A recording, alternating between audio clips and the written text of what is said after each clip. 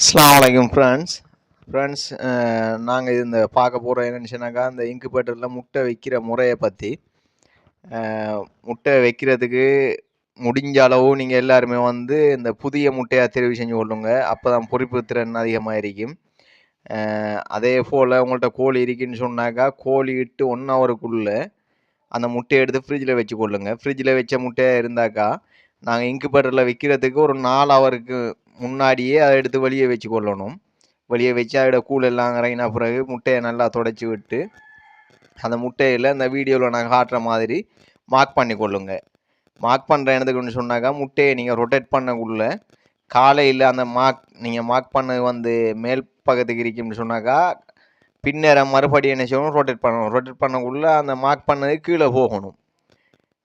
அதே போல் ஒவ்வொரு நாளும் காலையிலையும் பின்னரமும் அந்த முட்டையை உருட்டி விடணும்.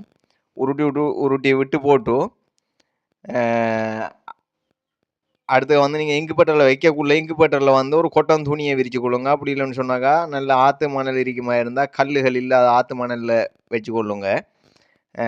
இன்குபேட்டரில் மேனுவல் இன்குபேட்டராக இருந்தாக்கா உங்களுக்கு வந்து ஃபேன் ஒன்று கொடுத்துருப்பாங்க. அந்த ஃபேனுக்கு நேராக நீங்கள் ஒரு கப்பில் தண்ணி வச்சு கொள்ளுங்க. கப்பை நீங்கள் செலக்ட் பண்ணக்குள்ள நீங்கள் கப்பு மூடி உள்ள கப்பு ஒன்றா எடுத்துக்கொள்ளுங்க. மூடியில் சின்ன சின்ன ஓட்டை கொஞ்சத்தை போட்டுக்கொள்ளுங்க.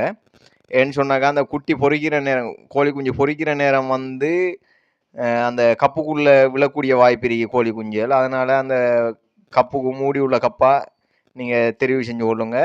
அந்த மூடியிலையுமே ஓட்டையை போட்டுக்கொள்ளுங்க. அந்த கப்பில் ஃபுல்லாக தண்ணி வச்சு கொள்ளணும். காலையிலையும் பின்னரும் நீங்கள் அந்த முட்டையை ரொட்டேட் பண்ணக்குள்ளே பார்த்தீங்கன்னு சொன்னால் அந்த கப்பில் தண்ணி குறைஞ்சிருக்கும். திரும்ப அந்த தண்ணியை நீங்கள் ஊற்றி அந்த கப்பை நிரப்பி விடணும். அடுத்த வந்து நீங்கள் வச்சு பிறகு இன்குபேட்டரை நீங்கள் மூடி விட்டீங்கன்னு சொன்னாங்க, மூடி ஆன் பண்ணி விட்டீங்கன்னு சொன்னாக்கா நீங்கள் பார்த்தீங்கன்னு சொன்னாக்கா 37.5 மீட்டரை நீங்கள் பாருங்கள். 37.5க்கு வரக்குள்ள இன்குபேட்டரில் உள்ள லைட் ஆஃப் ஆகும். லைட் ஆஃப் ஆகினாக்கா திரும்ப மெல்ல 37.4 7.3 அப்படி குறைஞ்சி வந்து திரும்பியுமே 37.0க்கு வரக்குள்ள அந்த லைட் திரும்ப ஒன்று ஆகும் ஒட்டோவா. அப்படி ஒன்றும் ஆகலைன்னு சொன்னாங்க உங்களோட இன்குபேட்டரில் என்ன சரி பிரச்சனை இருக்கின்ற அர்த்தம்.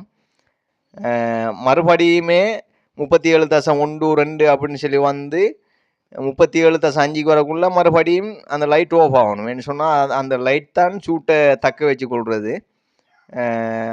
அதனால் இப்படி பார்த்து செஞ்சு கொள்ளுங்க. சந்தேகம் இருந்தால் கமெண்ட் பண்ணுங்கள்.